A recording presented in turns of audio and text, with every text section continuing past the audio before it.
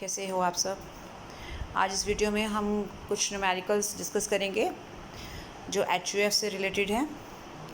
तो illustration number 2 में मैं आ रही हूँ। इस क्वेश्चन को हम कंप्लीट करेंगे, लेकिन बाकी के जो क्वेश्चंस हैं उनको हम सिर्फ वही पॉइंट डिस्कस करेंगे जो थोड़े से कॉम्प्लिकेटेड है, राइट।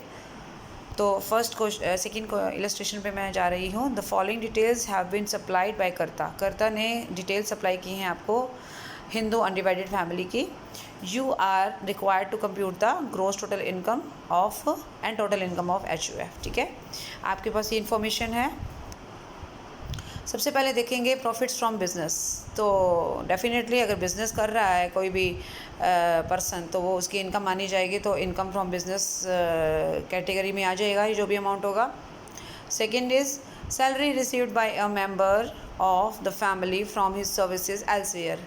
फैमिली का एक पर्सन कहीं और जॉब कर रहा है, वहाँ से उसको सैलरी मिल रही है। क्या ये फैमिली की इनकम है?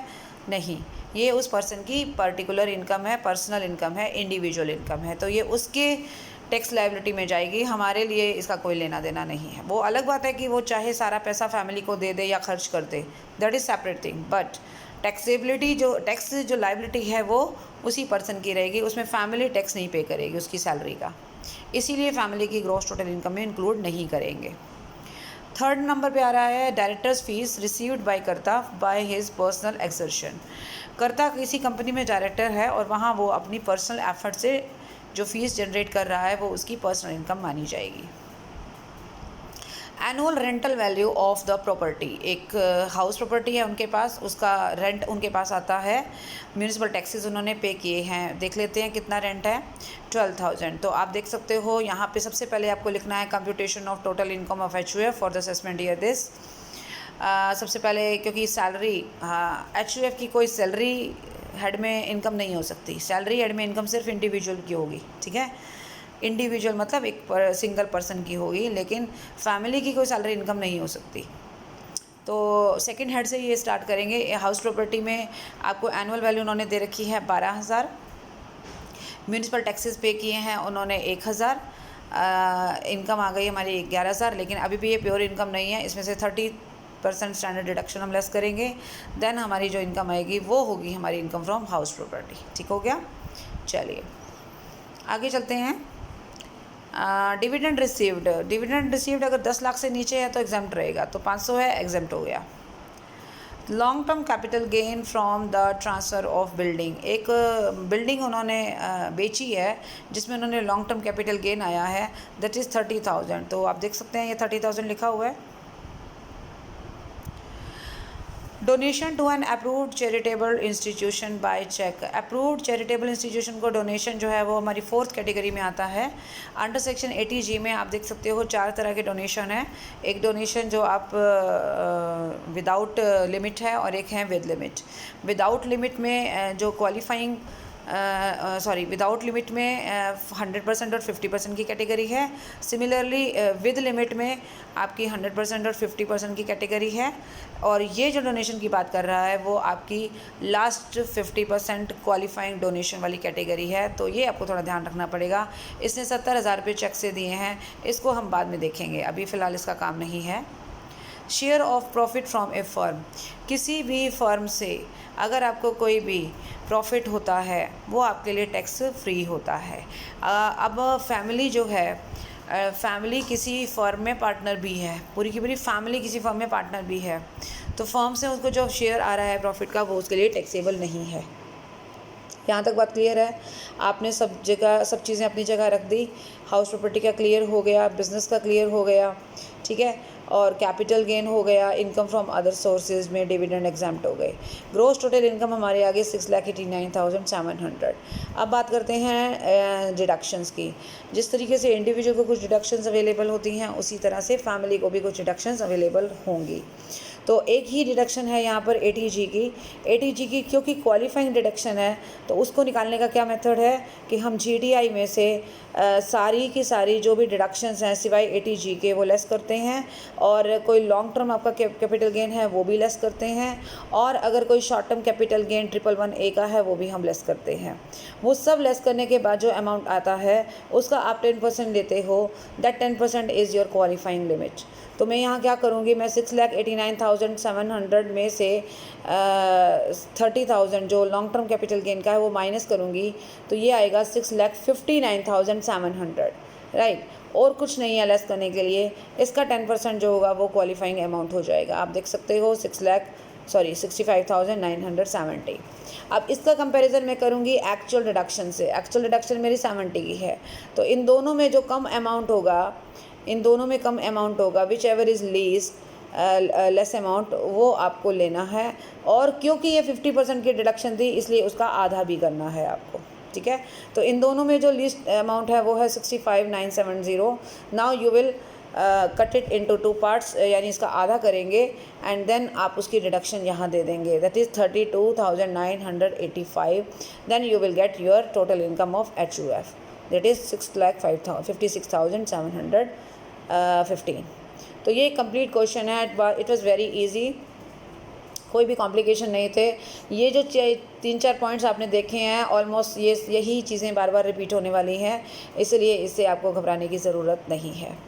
अब हम आगे क्वेश्चंस करेंगे जिसमें हम सिर्फ वही पॉइंट्स उठाएंगे जो हमें लगता है कि कुछ टेक्निकल इशू क्रिएट कर सकते हैं।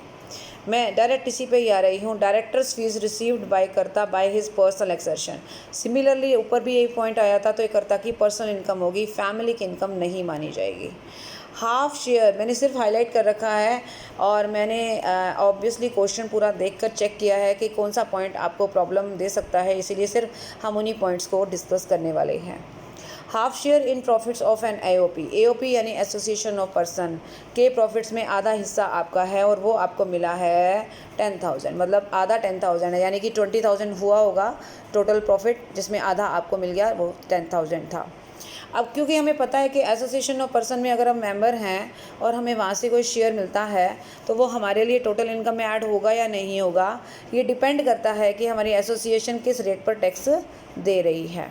उसके लिए हम एसोसिएशन की तरफ देखेंगे, और एसोसिएशन पर टैक्स लगेगा या नहीं लगेगा इसके लिए मेंबर्स की इनकम चेक की जाएगी। अब अगर मैं यहाँ पर देखूँ, हम मेंबर हैं, हमें नहीं पता हमारे अलावा और कौन मेंबर है, लेकिन अगर यहीं से क्लियर हो जाएगा, आपको एक अमाउंट से क्लियर हो जाता है कि फैमिली की एक इनकम हमारी बिज़नेस से 5,52,000 है। यहीं से आपको अंदाज़ा हो गया होगा कि फैमिली अपनी इनकम पर टैक्स देगी या नहीं देगी। डेफिनेटली देने वाली है, क्योंकि 2.5 लाख तक ही इनकम टैक्स फ्री है, बाकी इनकम पर टैक्स लगेगा। तो एसोसिएशन ऑफ पर्सन का कोई भी मेंबर अगर अपनी इनकम पर नॉर्मल रेट से टैक्स देगा तो एसोसिएशन अपनी इनकम पर मैक्सिमम मार्जिनल रेट से टैक्स देंगे, और अगर एसोसिएशन अपनी इनकम पर मैक्सिमम मार्जिनल रेट से टैक्स देता है तो एसोसिएशन का वो मेंबर अपनी इनकम का जो हिस्सा उसको AOP से मिलता है वो उसके लिए टैक्स फ्री होता है। तो इसका मतलब ये 10,000 हमारे लिए टैक्स फ्री हो जाएंगे। तो ये था हमारा इस क्वेश्चन का जवाब। आप बेशक देख सकते हो यहाँ कहीं पे भी ऐसा कुछ नहीं लिखा हुआ share in profit of AOP, this is exempt. Exempt क्यों है मैंने आपको रीज़न बता दिया है। नेक्स्ट इलस्ट्रेशन में चलते हैं। 3-4 पॉइंट ही हैं इसमें मेन। डायरेक्टर्स फीस तो आप देखोगे ऑलमोस्ट हर क्वेश्चन में आपको दिखेगा। डायरेक्टर्स फीस रिसीव्ड बाय कर्ता 5,000। HUF ने उस कंपनी में जिस कंपनी में कर्ता डायरेक्टर है 20% शेयर्स ले रखे हैं, ठीक है। देखिए इसमें क्लियर बात मैं बता रही हूँ, और मैं बता भी चुकी हूँ एक वीडियो में, कि डायरेक्टर के तौर पर अगर आप किसी कंपनी में हैं और वहाँ से आपको कोई भी पैसा मिलता है, डिपेंड करता है कि वो पैसा आपको पर्सनल स्किल के लिए मिला है या सिर्फ इसलिए मिला है कि आपकी फैमिली का पैसा उस कंपनी में लगा हुआ है। हालांकि इसने ये क्लियर तो किया है कि HUF के 20% शेयर उस कंपनी में हैं, और मे भी हो सकता है ये पर्सन यानी कर्ता इसी वजह से डायरेक्टर बना हो, लेकिन कहीं पे भी ये नहीं लिखा हुआ कि इसी वजह से ही उसको डायरेक्टर का रेम्यूनरेशन भी मिलता है। ये भी तो हो सकता है ना कि वो काम करता है इसीलिए उसको पैसा मिलता है। अब डायरेक्टर हैं, काम तो आप करोगे, लेकिन कई बार ऐसा होता है कि सिर्फ डायरेक्टर बनाया इसलिए है क्योंकि HUF का पैसा लगा हुआ है और आप कोई काम भी नहीं करते वहाँ पे, तो जो आपको पैसा मिलेगा वो फैमिली की इनकम मानी जाएगी, आपकी पर्सनल इनकम नहीं मानी जाएगी। लेकिन यहाँ पर एक लाइन अगर उसने ऐड की होती कि ये पैसा उसको फैमिली की वजह से मिल रहा है, तो इनकम फैमिली में जाती। अब कहीं नहीं लिखा हुआ तो आपने इस इनकम को कर्ता की पर्सनल इनकम ही मानना है, ठीक है। दूसरी बात, इंटरेस्ट रिसीव्ड ऑन लोन, एक किसी को आपने लोन दे रखा है और वहाँ से इंटरेस्ट आया है तो वो आपके लिए इनकम फ्रॉम अदर सोर्सेज की इनकम हो जाएगी। एक पॉइंट और है, interest received on tax free debentures of Indian company 9000। एक इंडियन कंपनी है, कमर्शियल बेसिस पे आपने जो है डिवेंचर्स आपने ख़रीद रखे हैं और उस पर आपको इंटरेस्ट मिला है, रिसीव हुआ है, याद रखिए रिसीव हुआ है। टैक्स फ्री डिवेंचर्स, अगर आप इनकम फ्रॉम अदर सोर्सेज के चैप्टर को देखेंगे और वहाँ पे आप इंटरेस्ट का कॉलम चेक करेंगे तो आप देखेंगे कि वहाँ 4 टाइप के इंटरेस्ट थे, जिसमें ये ऐसा इंटरेस्ट है जिसके साथ अगर टैक्स फ्री वर्ड लिखा हुआ है, टैक्स फ्री कमर्शियल सिक्योरिटीज़ है ये, ठीक है। एक है टैक्स फ्री गवर्नमेंट सिक्योरिटीज़, एक है टैक्स फ्री कमर्शियल सिक्योरिटीज़, यानी नॉन गवर्नमेंट कह सकते हो आप। तो अगर टैक्स फ्री गवर्नमेंट सिक्योरिटीज़ है और इंटरेस्ट रिसीव्ड वर्ड लिखा हुआ है तो आपको इसको ग्रॉस करना पड़ेगा। हाँ, अगर इसके साथ लिखा होता ग्रॉस देन आप इसको ग्रॉस नहीं करते, लेकिन अब इसने वर्ड लिखा रिसीव, इसका मतलब होता है कि आपको जो पैसा मिला होगा वो टैक्स काट के मिला होगा, ठीक है। तो आपने क्या करना है, इस 9000 को ग्रॉस करना है और हम हमेशा 10% से ग्रॉस करते हैं। तो 9000 मल्टीप्लाई बाय 100 बाई 90 करेंगे आप। 90 कहाँ से आया, 100 माइनस जो रेट ऑफ जो इंटरेस्ट है, तो 100 माइनस 10 यानी कि 90। इस तरीके से आप इसको ग्रॉस करेंगे तो आपका 10,000 आ जाएगा, वही आपकी इनकम में ऐड होगा, ठीक है।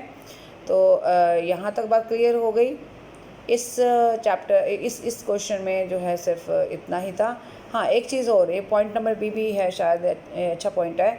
Income from separate business 36,000 carried on by a brother of karta का ब्रदर है, वो अपना बिजनेस कर रहा है और 36,000 उसकी इनकम आई है।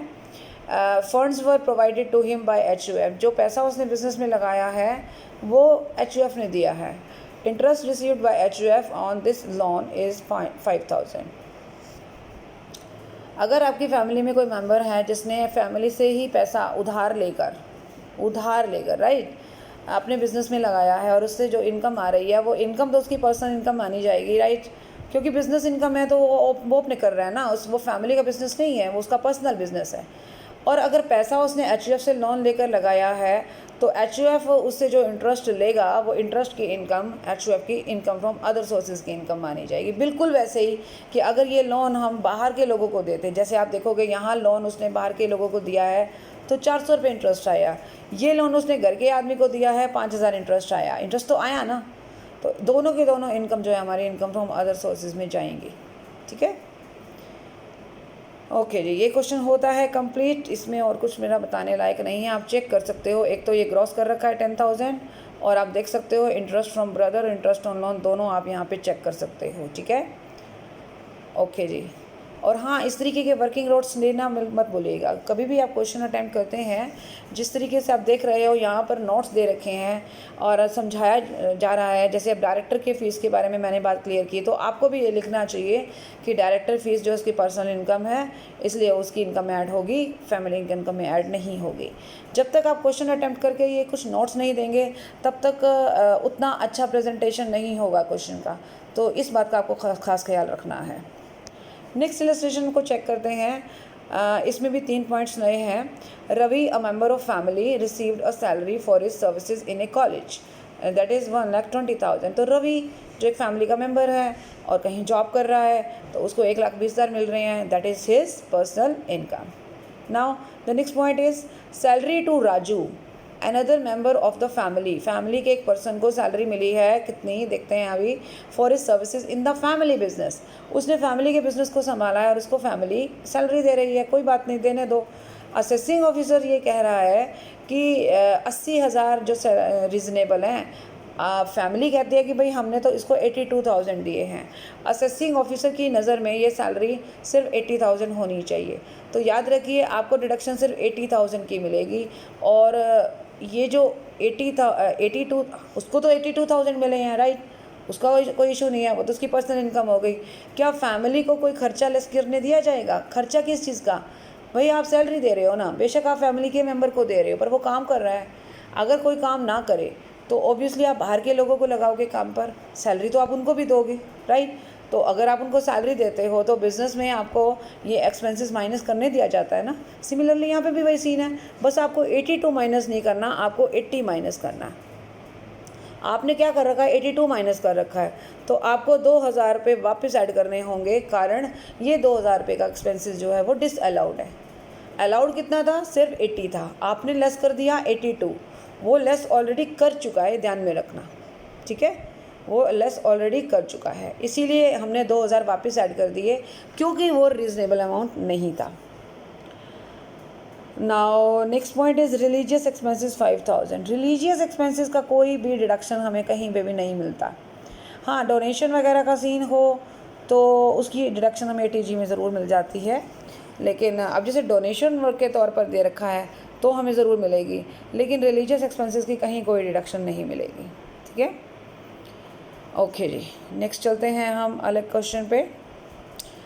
इलस्ट्रेशन नंबर 6 पे आएंगे। एक पॉइंट मुझे नया लगा, loss from hedging contract. Hedging का मतलब, हैजिंग कॉन्ट्रैक्ट्स होते हैं जो आप अपने, जब बिजनेसमैन अपने रिस्क को रिड्यूस करने के लिए जो कॉन्ट्रैक्ट होता है, that is hedging contract. Hedging contract करना कोई स्पेकुलेशन नहीं है, it is just like a normal business. एक होता है स्पेकुलेटिव बिजनेस और एक होगा नॉन स्पेकुलेटिव, तो आपका ये नॉर्मल बिजनेस की तरह ट्रीट होगा, ठीक है। तो जैसे ये इनकम आई है ना आपकी, इनकम फ्रॉम बिजनेस, उसमें से आप ये लॉस माइनस कर सकते हैं, क्योंकि लॉस पहले आप सेट ऑफ करेंगे और फिर नहीं सेट ऑफ होगा पूरा, तो वो अगले 8 साल तक जाकर आप कैरी फॉरवर्ड करके सेट ऑफ करेंगे। लेकिन ये जो लॉस फ्रॉम स्पेकुलेटिव बिजनेस है, ये सिर्फ स्पेकुलेटिव बिजनेस के इनकम से ही एडजस्ट होगा। अब यहाँ मुझे तो कहीं कोई भी स्पेकुलेशन इनकम दिखाई नहीं दे रही, इसलिए इस लॉस को मैं 4 साल के लिए कैरी फॉरवर्ड करूँगी। याद रखिए, स्पेकुलेशन का लॉस सिर्फ 4 ईयर्स के लिए कैरी फॉरवर्ड होता है, और हेजिंग का हो या कोई नॉर्मल बिजनेस हो, उसका लॉस अगर सेट ऑफ नहीं हुआ करंट ईयर में तो वो 8 ईयर्स तक आगे जाएगा, ठीक है, ये ध्यान में रखिएगा इसको। एक और क्वेश्चन देखते हैं, इलस्ट्रेशन नंबर 7 पे आ जाते हैं। क्या कहता है, इसको पूरा ही पढ़ लेते हैं क्योंकि ये थोड़ा सा मुझे अच्छा क्वेश्चन लगा। इसमें भी वही HUF की लाइबिलिटी पूछ रहा है, 2 पॉइंट हैं। प्रॉफिट फ्रॉम बिजनेस 6,60,000, ठीक है। After charging 1,20,000 salary paid to manager, कर्ता को 1,20,000 सैलरी के दिए हैं और 72,000 सैलरी कर्ता के बेटे को भी दी है, ठीक है, कोई बात नहीं। एंड 5,000 जो है एक इरिकवरेबल लोन, हाँ, जो लोन रिकवर नहीं हो सकता, 5,000 का लोन जो है दे रखा है, और पेड किया गया है for doing active work in the business. एक सेकेंड, हम यहाँ पे एक लाइन स्किप कर गए हैं। 5,000 का लोन दिया गया है जो रिकवर नहीं हो सकता without interest to the manager's brother in law. Manager के ब्रदर यानी कर्ता के ब्रदर इन लॉ को आपने 5,000 का लोन दिया, लेकिन ये मान के दिया कि हमें वो लोन नहीं मिलना है, वापस नहीं लेना है। इस तरीके का लोन देना बिज़नेस का कोई तरीका नहीं होता। बिज़नेस में आप ऐसे कोई लोन ना देते हैं जो आपको फ्री में मिल जाए, राइट। इसका मतलब सैलरी का तो हम देख लेंगे कि सैलरी काम के लिए दी है तो बिज़नेस का खर्चा है। अगर काम करने के लिए नहीं दिया, वैसे ही दे रहे हो या अनरीज़नेबल नहीं है, तो बिज़नेस का खर्चा नहीं है ये, ठीक है। और लोन के बारे में तो आपको क्लियर बोल रहा है, एक तो आप उससे ले नहीं रहे, प्लस में कोई इंटरेस्ट नहीं ले रहे, तो it is not in the ordinary course of business, right. इसीलिए ये जो 5,000 हैं, इसका कहीं पे भी कोई डिडक्शन नहीं मिलेगी। तो अभी आपने क्या कर रखा है, आपने जो प्रॉफिट निकाल रखा है ना 6,60,000 का, उसमें से 1,20,000 की सैलरी और एक सैलरी हमने 72,000 की लेस कर रखी है, और एक सैलरी और एक लोन हमने 5,000 का लेस कर रखा है। अभी इसका ट्रीटमेंट चेक करते हैं। आपका बिज़नेस प्रॉफिट जो भी था, ऐड करना है आपको ये 5,000 का लोन वापस, क्योंकि इसकी कटौती आपको नहीं मिलेगी। ये लोन आप चाहे जिसको मर्जी दो, अगर वो बिज़नेस के पर्पज़ से नहीं दिया गया तो that is not deductible, right. तो 6,60,000 जो आपने प्रॉफिट दिखा रखा है, उसमें आप 5,000 वापस ऐड कर दोगे, ठीक है। और फिर आगे बढ़ते हैं। Manager of the family received 10,000 as director's fees from a company in which he became a director as a result of buying shares out of the family fund। मतलब एक फैमिली जिस फैमिली का करता है, राइट, उस family के कुछ funds एक कंपनी में लगे हुए हैं, उस कंपनी में कर्ता को डायरेक्टर इसलिए बनाया गया है। लेकिन he did personal exertion and possessed technical qualification, लेकिन वो काम करता है इसीलिए उसको सैलरी मिल रही है, तो 10,000 उसकी पर्सनल इनकम मानी जाएगी। ठीक है, एक लाइन हम ऊपर शायद भूल गए हैं कि in both cases salary has been paid for doing active work in the business. ये जो ऊपर का पॉइंट हमने चेक किया था ना, इसमें 2 सैलरी हमने दी थी, एक कर्ता को दी थी, एक कर्ता के बेटे को दी थी। वो दोनों सैलरी इसलिए दे रखी हैं क्योंकि वो काम करते हैं। तो अब आपको क्लियर हो गया कि प्रॉफिट्स आपने सही निकाले हैं, सिर्फ इस लोन की वजह से गड़बड़ हुई थी, वो वापस ऐड कर दो। और डिविडेंड जो हैं वो आपके कुछ डिविडेंड भी शायद आपको मिले हैं, यहाँ पर देख सकते हैं, वो एग्जाम्प्ट हैं। और ये और चेक कर लेते हैं, 1 member of the family is a government servant, he received इतने एज सैलरी। ऑब्वियसली ये उसकी पर्सनल इनकम है, तो ये यहाँ पे तो ऐड होगी ही नहीं। अब आपने टोटल इनकम निकाल ली, उसके बाद आपने इसके ऊपर टैक्स लगा लेना है, बिल्कुल वैसे ही जैसे आप इंडिविजुअल में नॉर्मल रेट से टैक्स लगाया करते थे। ठीक है, तो ये हैं हमारे क्वेश्चन। अब इन क्वेश्चंस की आप प्रैक्टिस करेंगे कंप्लीट तरीके से। मैंने सिर्फ एक इम्पॉर्टेंट पॉइंट उठाने की कोशिश की है और आपको तरीका बताया है कि किस तरीके से इन क्वेश्चंस को सॉल्व करना है। और इस वीडियो में इतना ही, बाकी के क्वेश्चंस आप एक तरीके से खुद ही प्रैक्टिस करेंगे।